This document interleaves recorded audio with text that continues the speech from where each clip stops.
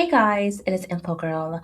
Welcome back to my channel. So today we're talking about medical carrier jobs. And honestly, this is one of the work from home-ish independent jobs people don't talk about enough because a lot of people are tired of retail, warehouse jobs, fast food jobs, dealing with customers all day, or sitting on the phone doing customer service. And medical carrier work can be a good option for people who likes driving, who likes working independently, who wants flexibility or want another stream of income. Now, in this video, I'm going to break down what medical carrier actually do, requirement, background checks, how much you can realistically make, who should apply, who should avoid it, companies that are hiring, independent contractors versus employee, and what people don't tell you before starting. And I want to keep this realistic because online people make everything seem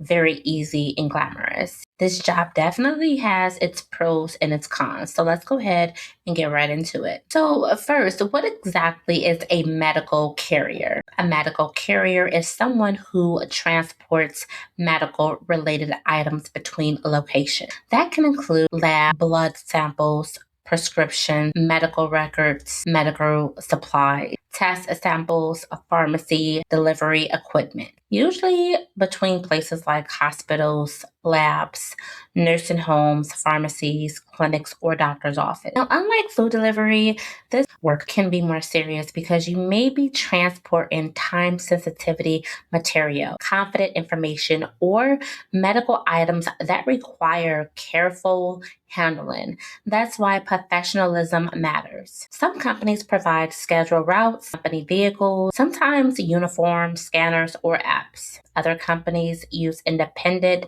contractors with their own vehicle, and some routes happen during daytime, overnight, early mornings, or on the weekends as well. So there's a different opportunities dependent on your schedule. Now let's talk about requirements because this is where people get confused. A lot of medical carrier jobs do not require a college degree, but there are still things most companies want. Usual requirements include valid driver's license, clean driving record, reliable transportation, insurance, smartphone, GPS skills, and also a background check. Now, some companies also require drug testing, lifting requirements, HIPAA training, customer service skills. Now, HIPAA basically protects patients' privacy and medical information because a medical carrier may handle prescriptions, patient records, lab information. Companies want workers who understand confidentiality. Now, if you're using your own vehicle, companies may also check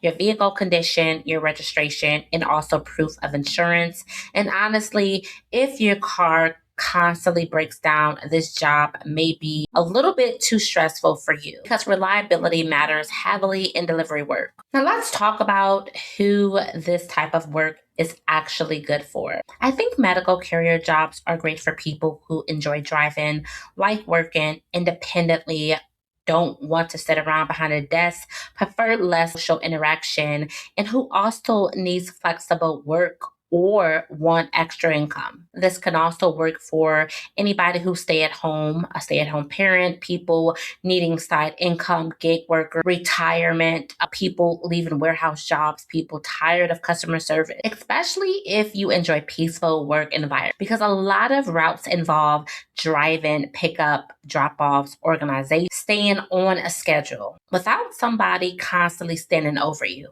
Now, who may not this work for?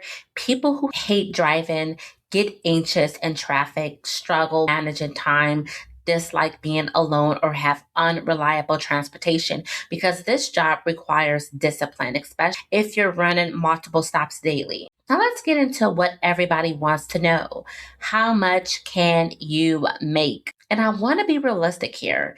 Now, the pay does vary depending on your state, company, employee versus contractor, mileage, overnight shifts, route size, and your vehicle type. Some medical carrier jobs pay around $15 to $20 an hour. Others may pay 25 plus, sometimes even more for Pacific routes. Independent contractors sometimes earn higher amounts, but remember, they also pay for gas, maintenance, taxes, insurance. Now, some people working full-time routes may take home 700, 1,000, or 1,500 plus weekly, especially in larger cities or with multiple contracts. But again, that does not mean every beginner is immediately making huge money. Expenses do matter. Mileage does matter. Route availability matters. And consistency matters. Now, overnight and emergency routes can sometimes pay more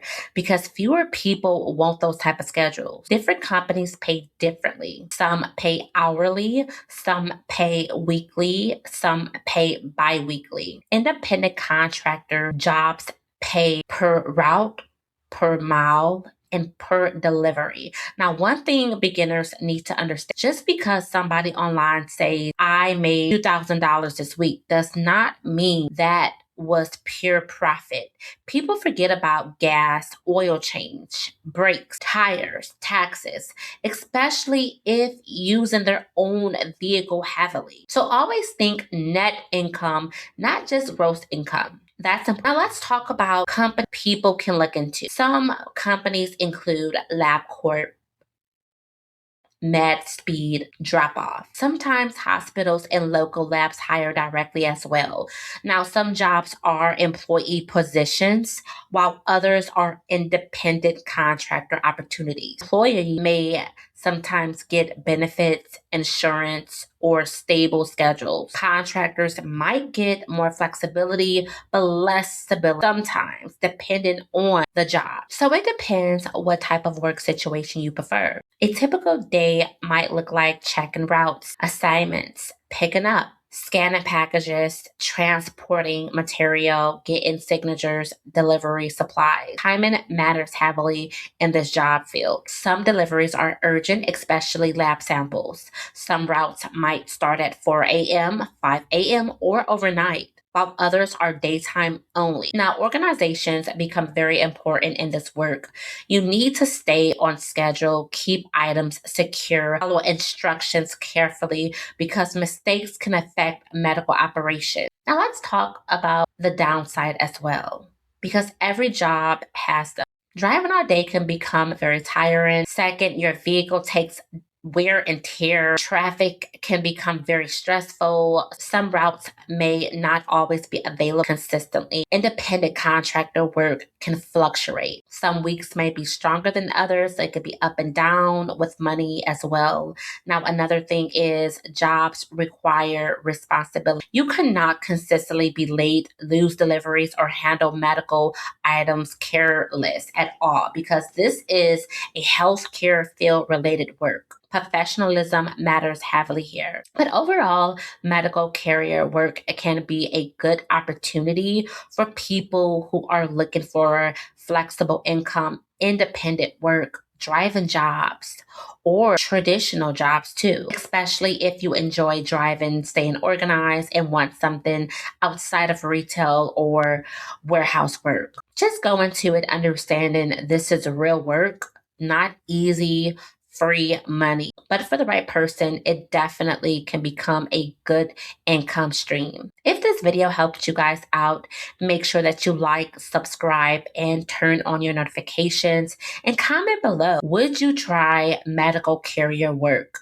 I would love to hear from you all. Until next time, I will see you all in the next video. Bye!